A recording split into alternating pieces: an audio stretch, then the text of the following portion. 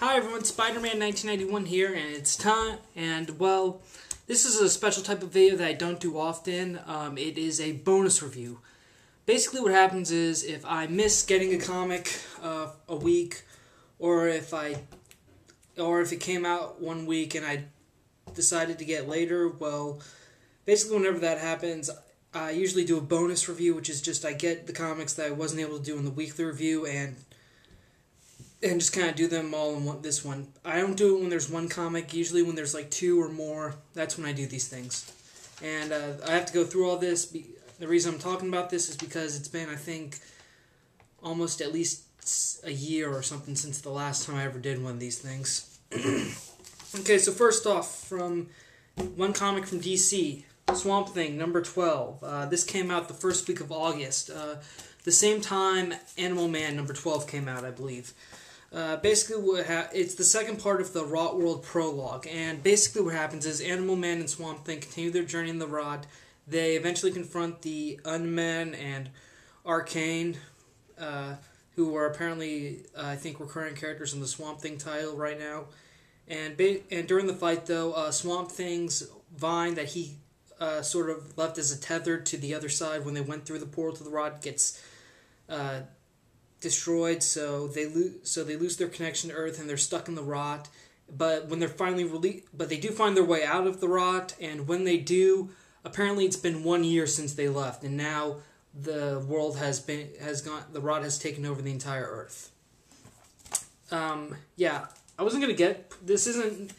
This doesn't mean that I'm gonna start getting the Swamp Thing portion of Rot World. No, this just meant I was gonna get part 2 of the prologue, because when I did the Animal Man part and I said I wasn't going to pick up Swamp Thing, people left me comments saying, you need to get Swamp Thing number 12, it's the second half of the prologue, and then Scott Snyder and Jeff Lemire said that this is important, you need to get it, so I was like, okay, I got part 2 of the prologue, and I'm glad I did, because I think if I didn't read this, I would have been lost, because I'm only getting the Animal Man part of Rot World. And the last page of the book, where Animal Man and Swamp Thing return, they say that you can check out that there's two parts of the storyline. Well, 2 different versions. It's like Pokemon Red and Pokemon Blue, or Pokemon Red or Fire Red and Leaf Green, technically. Basically, like the same story, but like different versions. Swamp Thing is focusing on how the Rot destroyed the plant life. Animal Man is focusing how the Rot destroyed animal life, the Red. And, well, I'm only going to get the Animal Man part, because I've been reading Animal Man, I've liked it, and I'm only going to get that. I have been thinking about getting the first Swamp Thing trade, since that already came out. I'm just considering it right now. I don't know for sure whether or not I'm going to buy it.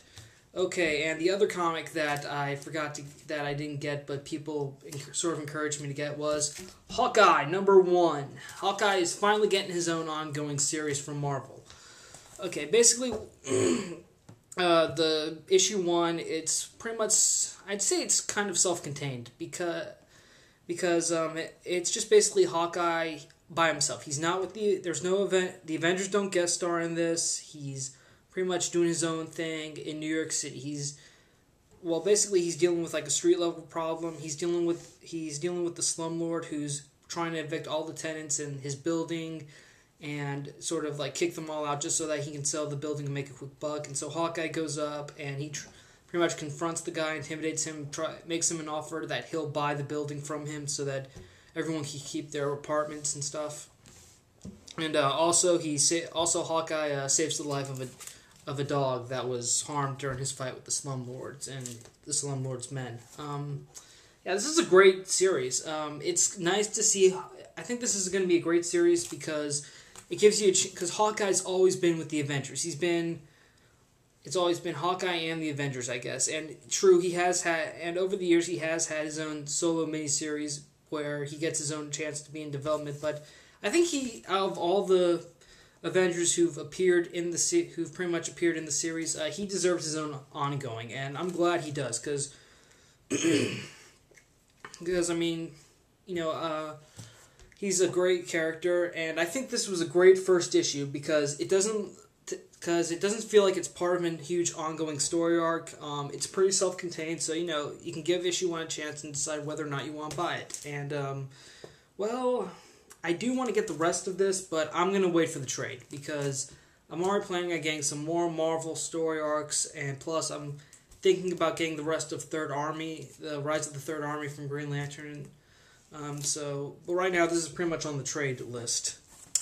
So, yeah, like I said, this is just a bonus review. Usually these things are just quick. They usually involve at least 2 comics. So, yeah, Swamp Thing, number 12, definitely, if you're going to get Rot World, I would say get this and Animal Man number 12 together so that you get the full prologue.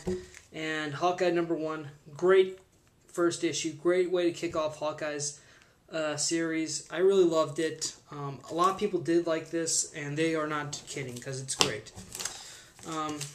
So, yeah, that's it. Spider-Man 1991 saying, thanks for watching, and see you later.